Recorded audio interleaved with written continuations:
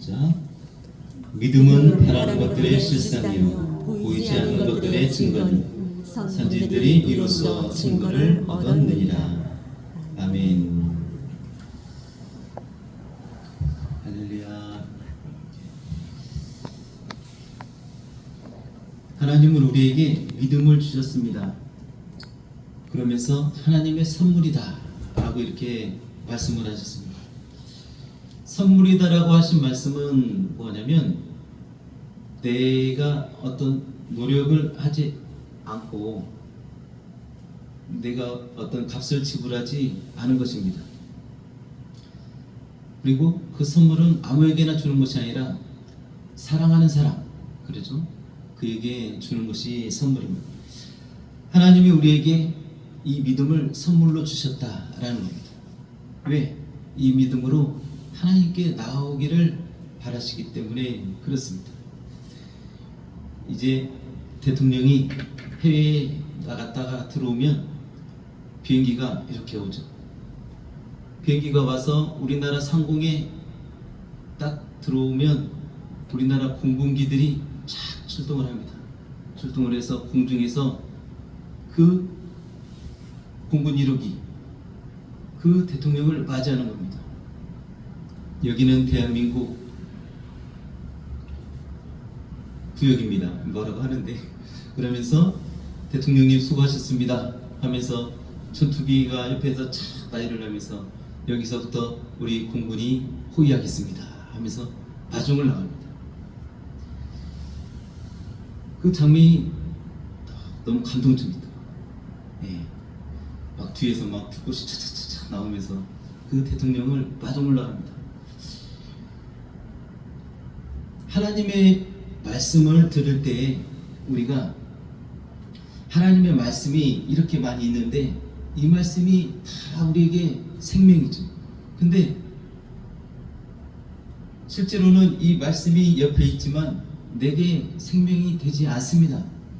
왜냐하면 그 말씀이 내 귀에 들리고 귀로 들어와서 내 마음과 생각과 내 영혼까지 울림이 있어야 그럴 때 실제적으로는 성경에는 뭐라고 나오냐면 하나님의 말씀이 너에게 명령이 되어야 명령이 되고 명령이 되어서 그 명령을 내가 순종할 때 그때 이 말씀이 생명이 된다라고 이렇게 말씀하셨기 때문에 그렇습니다.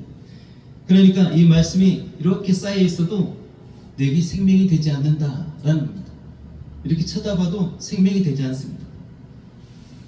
볼 때, 들을 때 이 말씀이 내 영혼에 들어오고 내 마음에 울림이 되고 감동이 되어서 그 말씀을 내가 행할 때 그럴 때 그 생명이 말씀이 내게 생명이 된다라는 겁니다. 주의를 거룩하게 지켜라 이렇게 하시는 주님의 말씀이 있다면 그 말씀을 오늘 우리가 행함으로 이렇게 나왔다라는 겁니다. 그럴 때 우리에게 생명이 된다라는 것입니다. 아멘. 네.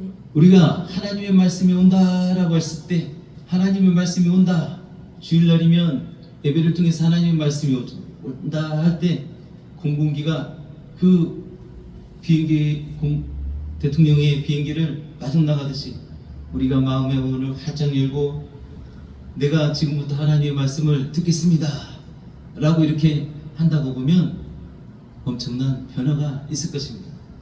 내 길을 백날 스쳐 지나가는 그 말씀은 의미가 없습니다. 그 말씀이 내게 들어와야 합니다. 예수님께서 말씀하시기를 내 음성을 들을 때가 오나니 듣는 자는 살아나리라 이렇게 말씀하시거든요.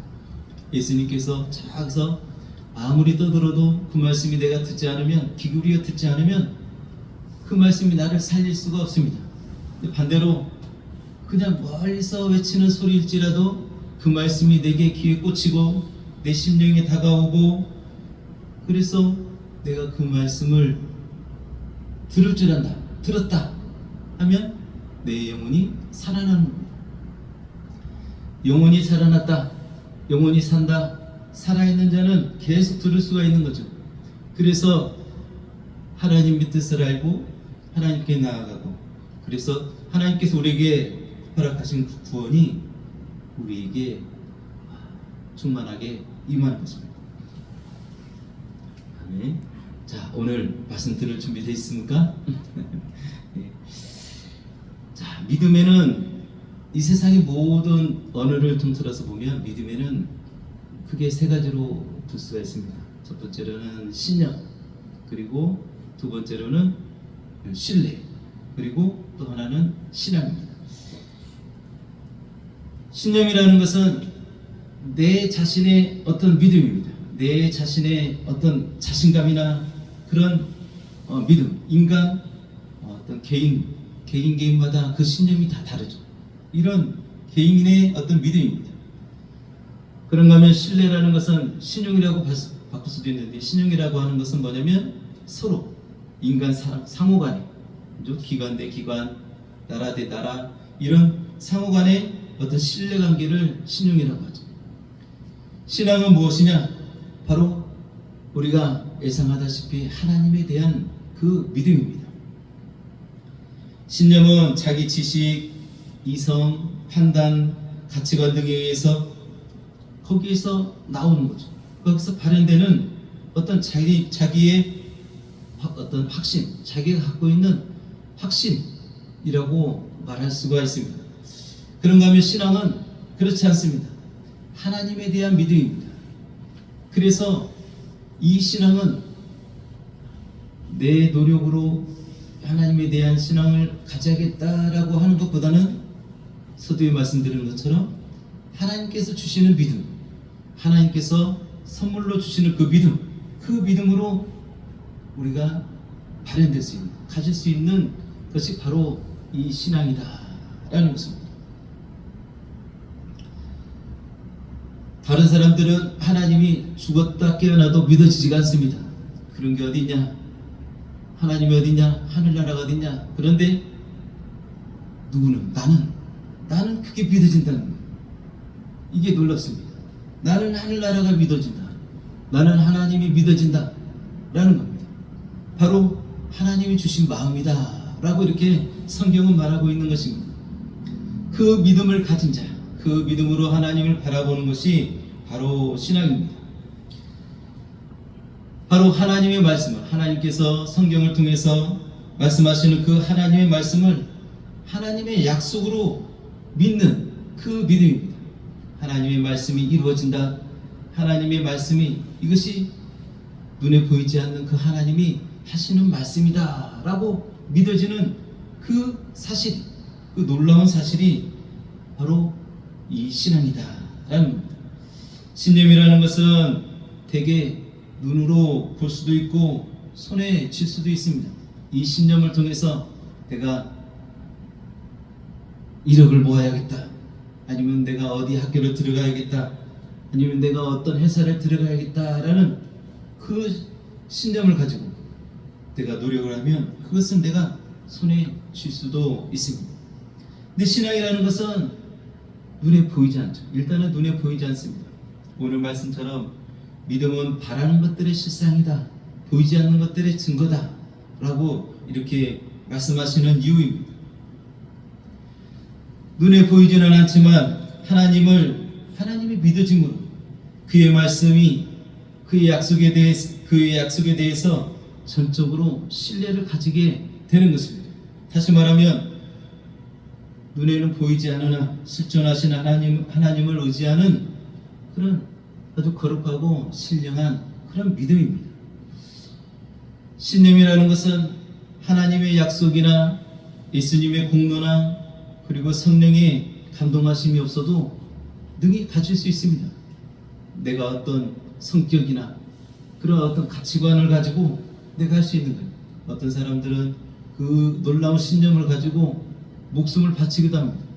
자기 몸에 휘발유를 뿌리고 불을 붙이기도 합니다. 얼마나 잔인합니까? 그렇죠? 자기 자신의 목숨을 스스로 그렇게 불태운다는 것은 너무나도 독합니다. 아주 지독합니다. 예, 그 신념이 강하다라는 것이죠. 그렇지만 불가능한 것은 아니다라는 거예요. 우리가 봐왔던 것처럼 그렇습니다. 많은 사람들이 또 아주 많지는 않지만 그래도 그 신념을 가지고 그렇게 이행하는 사람들이 있었습니다. 과거에 조선시대의 선비들은 어떻습니까? 자기가 배운 상강어린이나 자기가 배운 공자명자의 그 가르침을 가지고 아주 굶어 죽기도 하고 목숨을 내놓기도 하는 것을 우리가 볼 수 있습니다.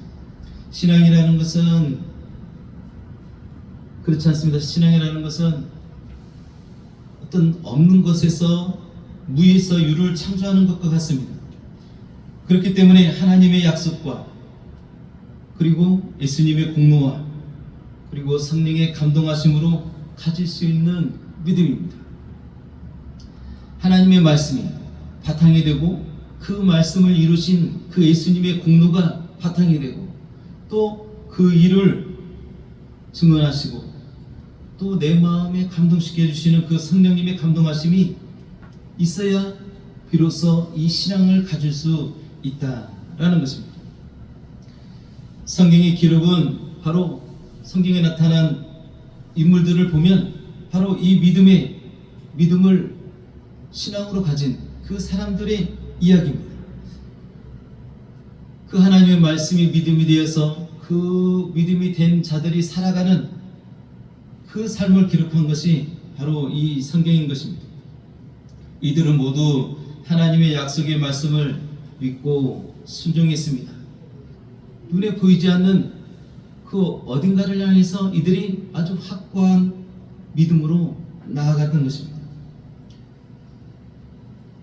옥자가 또 그러면 우리가 이런 얘기를 할 수 있습니다. 하나님은 내게 아무 말씀도 하지 않으셨다라는 거죠.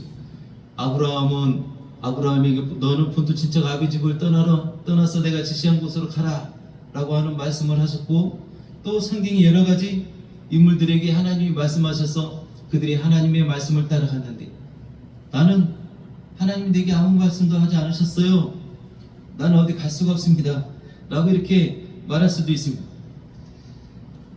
그렇지만 하나님은 우리에게 말씀하고 계신다라는 것입니다. 하나님을 아는, 우리가 하나님을 만나서 그분을 경험한 그 인격이, 그리고 우리를 하나님의 나를 향하신 그 어떤 의도나 그 말씀을 하나님께서 알게 하신다라는 겁니다. 사랑하는 딸아라는 그 음성이 아니라 하나님의 인격으로, 하나님의 사랑으로 우리에게 말씀하시고 우리에게 다가오신다라는 것입니다. 물론 아브라함도 그랬고 성경에 나오는 인물들을 보면 그렇습니다. 처음부터 그런 확고한 믿음을 가지고 이렇게 태어났고 이렇게 나섰던 것이 아닙니다. 그 모습으로 기록된 것이 아닙니다. 아브라함도 보니까 처음에는 긴가민가하고 그냥 하나님께서 꿈에서 나오는 그 어떤 하나님이라고 하는 사람이 본토 친척 아비집을 떠나 나가라, 내가 지시한 곳으로 가라 라고 하는 그 말씀을 가지고 그냥 나섰습니다. 그러다 보니까 그 안에 온전한 믿음이 아니기 때문에 갈팡질팡 이리저리 하나님께서 약속하신 것도 잊어버리고 살아갈 때도 있었고 그렇습니다.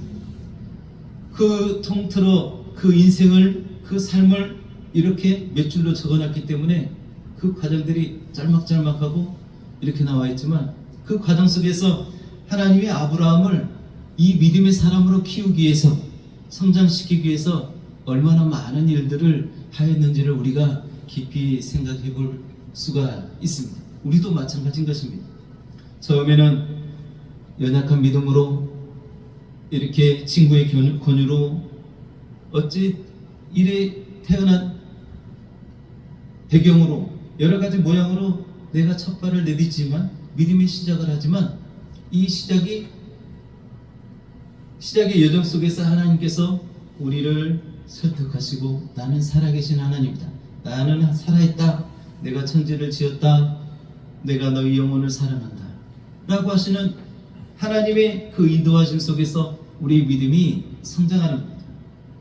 그 성장을 통해서 이삭을 하나님께 능히 바칠 수 있는 그런 믿음으로 성장한 아브라함처럼 우리도 하나님을 사랑할 수 있는 그 믿음으로 성장하게 된다라는 것입니다.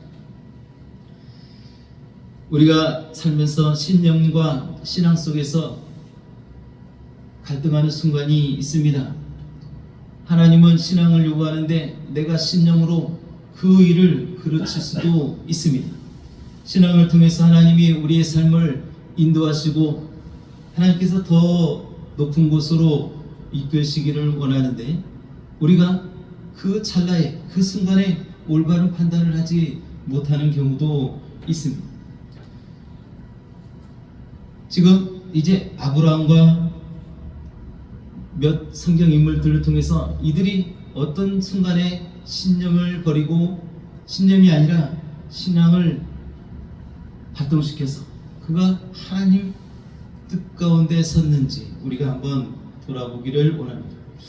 첫 번째는 아브라함인데요. 아브라함은 우리의 믿음의 조상이다 라고 합니다. 그는 애초에 이제 자녀가 없었죠. 그래서 이제 사라가 종인 하갈을 통해서 하갈을 아브라함에게 주어서 이제 아브라함이 하갈을 통해서 낳은 이스마엘이 있었습니다. 아들이죠. 벌써 나이가 많이 들었기 때문에 이제 아브라함은 자기 운명을 받아들이고 있습니다.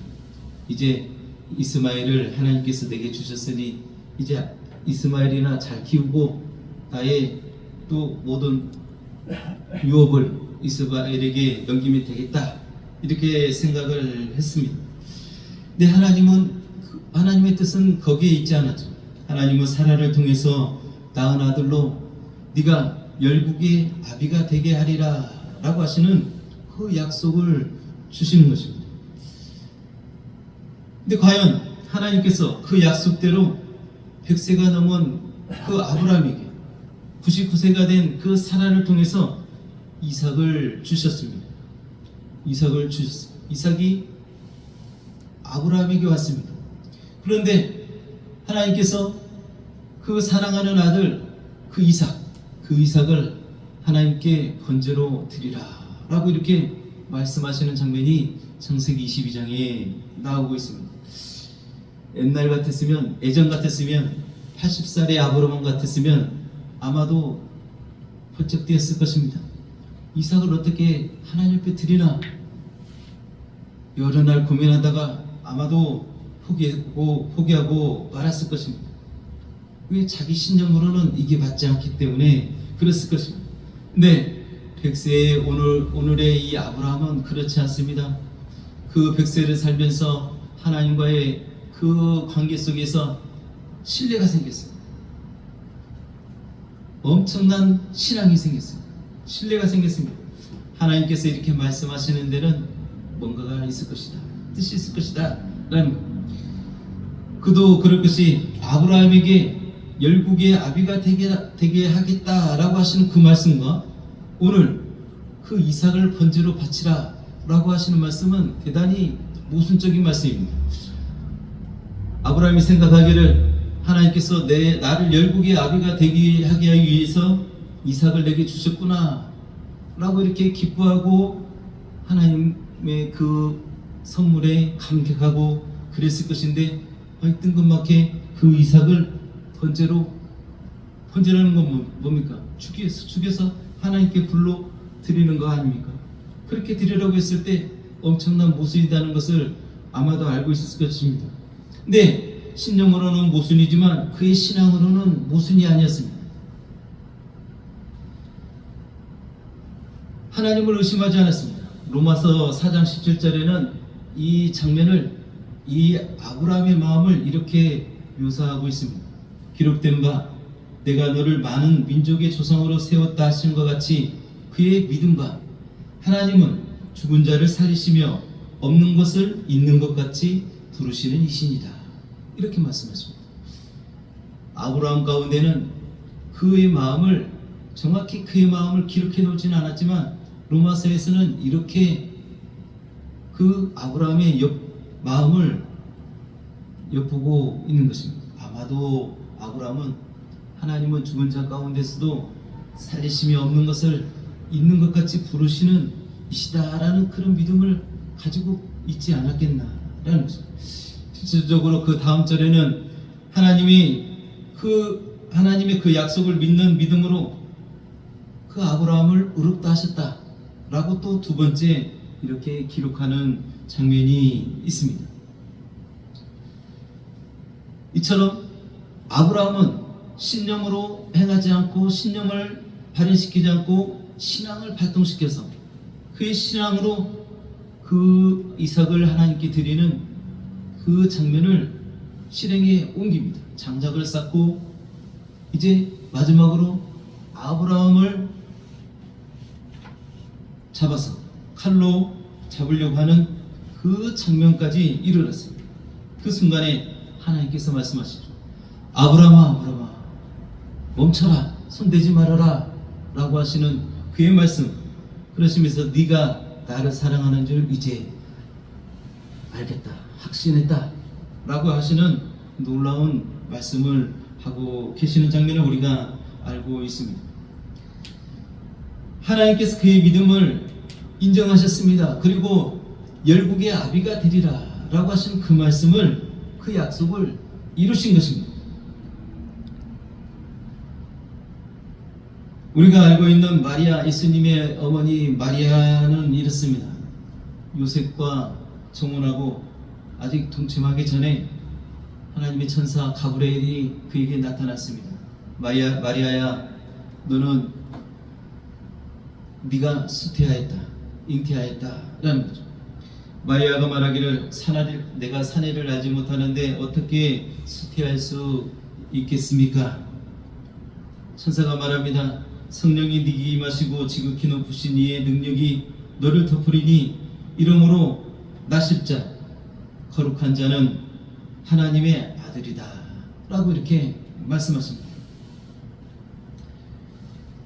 그저 하나님의 말씀은 능치 못함이 없다 라고 이렇게 천사가 말을 하는 겁니다. 얼마나 황당하고 이상하겠습니까? 자기 신념으로는 도저히 맞지 않습니다. 뿐만 아니라 사내를 알지 못하는 처녀가 잉태를 하면 그 당시에는 돌에 맞아 죽고 불이 태워 죽이는, 사회적으로 낙인 찍히고 매장되어지는 아주 엄청난 사태가 벌어지는 것을 알고 있습니다. 근데 마리아의 고백을 보면 놀랍습니다. 자기의 신념이 아닌 그 하나님에 대한 신뢰로 그 신앙을 나타내는 장면입니다. 이런 일은 도저히 불가능합니다. 그것이 아니라 그렇게 하지 않고 마리아가 그 천사 앞에서 그의 말씀에 순응하는 장면입니다. 주의 계집종이오니 주의 말씀대로 내게 이루어지이다 라고 하는 놀라운 고백입니다. 이 고백을 통해서 하나님께서 말씀이 되어 육신이 되어 이 땅에 오신 예수 그리스도를 그의 몸을 통해서 나오게 하시는 놀라운 역사를 이루시는 것을 우리가 볼 수 있습니다. 또 우리의 사도 베드로를 보면 그렇습니다. 그 장면을 보면 그렇습니다. 이제 베드로가 그 사람들과 함께 고기를 잡습니다. 이 베드로는 어부로서 고기 잡는 아주 전문가입니다. 그날따라 밤새 수고를 했는데 고기가 한 마리도 잡히지 않습니다. 깊은 데에 던져봐도 그렇고 얕은 데 던져봐도 그렇고, 예전에는 여기다 던지면 백발백중 고기가 나오는데 한 마리도 나오지 않습니다. 그렇게 해서 지친 몸을 이끌고 이제 가까이 육지 밑으로 오려고 하는데 어떤 사람이 그렇습니다. 그 옆에 깊은 데로 가서 그물을 던져봐라 라고 하는 거예요. 예수님이시죠. 예수님께서 그 말씀을 하시는 겁니다. 누가복음 5장 5절에 시몬이 이렇게 대답합니다. 베드로죠. 시몬이 대답하여 가로되 선생이여, 우리들이 밤이 맞도록 수고를 하였으되 얻은 것이 없지만은 말씀에 의지하여 내가 그물을 내리리다 하는 겁니다. 예수님께서 그렇게 말씀하셨을 때 거기는 조금 전에 던져봤는데 없습니다 라고 하지 않는 거예요. 자기 신념으로는 그렇게 해야 맞습니다. 자기 신념으로는 그렇게 해야 당연히 맞습니다. 어부 전문가이기 때문에, 물고기 잡는 전문가이기 때문에 그렇습니다. 그렇지만 웬일인지 그는 거부하지 않고 그 예수님의 말씀에 순종하였습니다. 그 말씀에 의지하여 내가 그물을 내리리다 라고 하십니다. 여러분, 우리가 그 결과를 알고 있습니다. 그물을 내릴 때 거기에 그물이 찢어질 정도로 엄청 많은 고기가 갑자기 그렇게 많이 잡힙니다.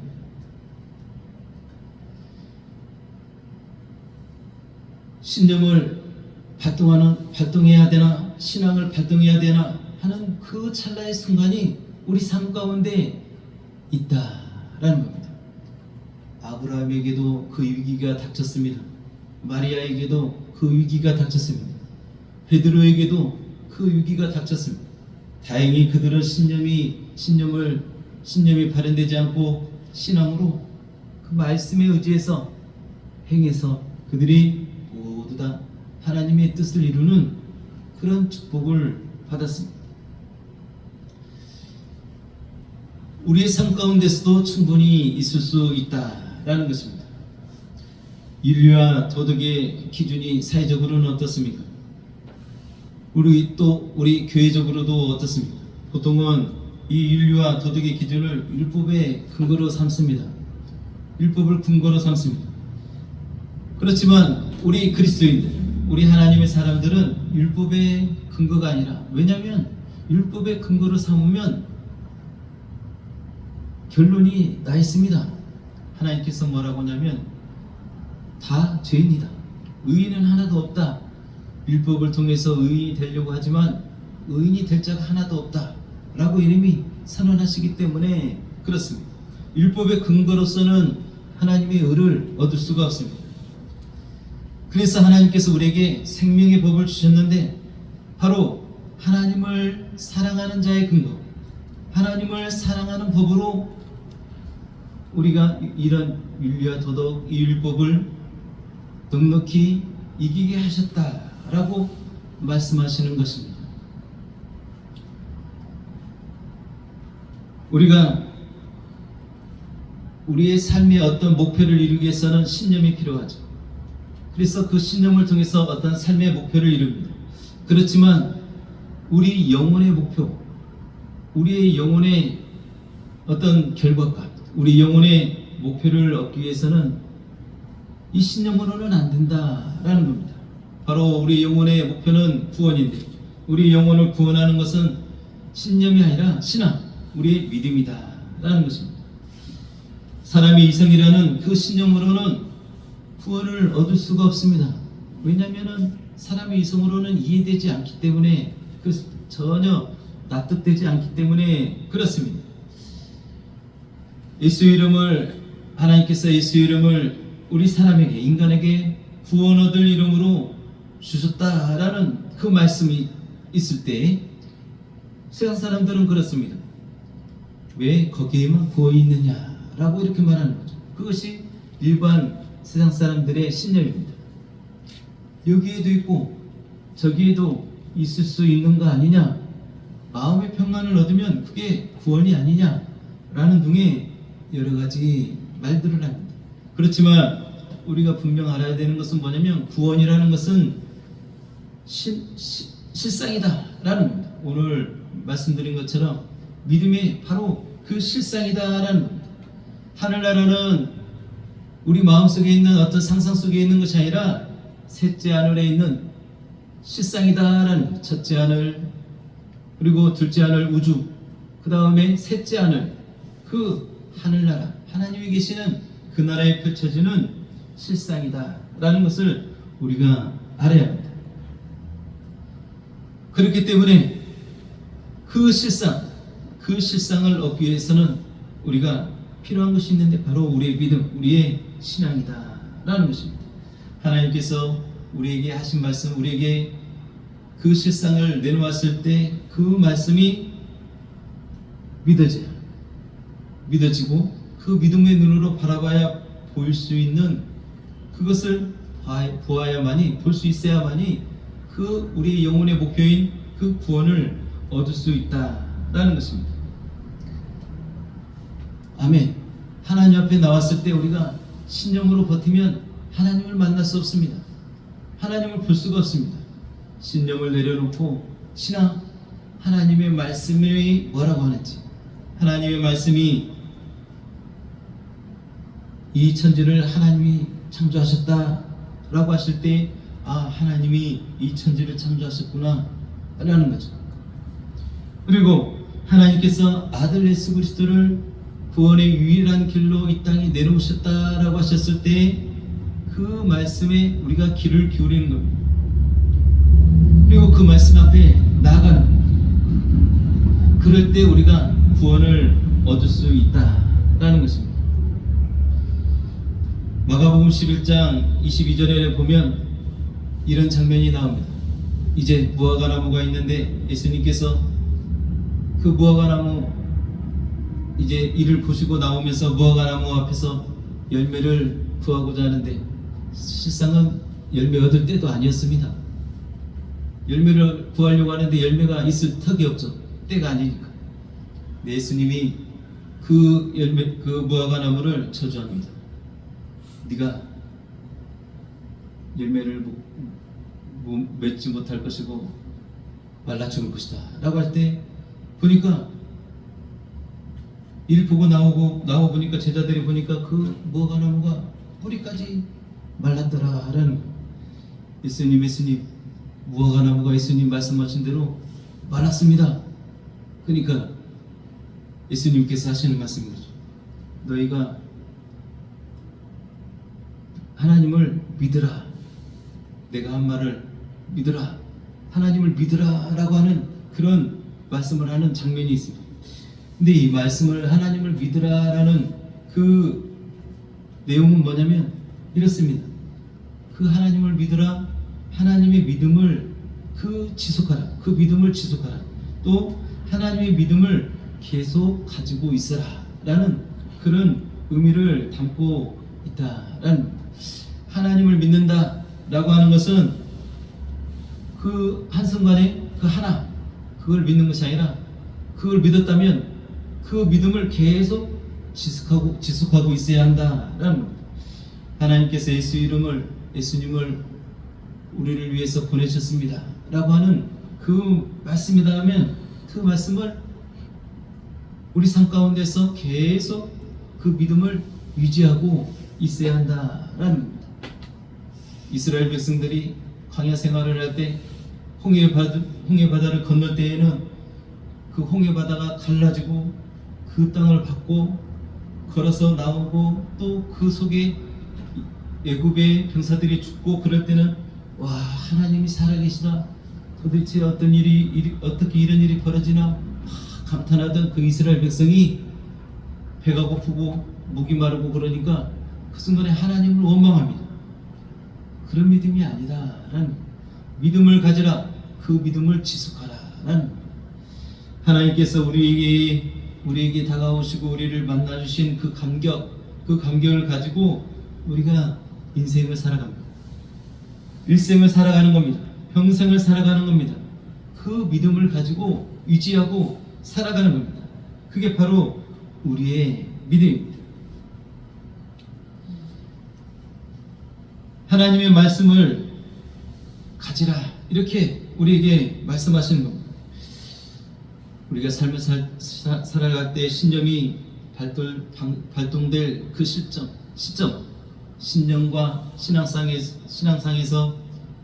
사이에서 갈등하는 그 시점에서 우리가 하나님의 말씀을 떠올리고 그 하나님의 의도와 하나님의 뜻과 그 하나님의 마음을 우리가 받아서 그 헤아려서 신념이 아니라 우리 신앙을 발동시키고 그래서 하나님을 향한 그 사랑과 하나님을 향한 신앙을 고백하는 그 타이밍으로 우리가 삼는다면 우리는 아브라함이 그랬던 것처럼 또 마리아가 그랬던 것처럼 베드로가 그랬던 것처럼 우리에게는 우리 영혼에 아주 놀라운 열매를 맺게 될 것입니다.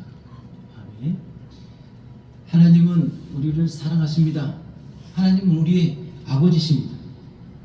하나님이 우리를 사랑하시고 우리의 아버지시다라는 이 믿음이 우리에게 든든한 반석이 되고 굳건한 반석이 되고 넓은 반석이 되고 그 반석 위에 우리가 섰을 때 우리는 요동함이 없고 그 위에 무엇을 세우든지 간에 집을 세우든 무엇을 세우든지 간에 흔들림이 없다라는 겁니다.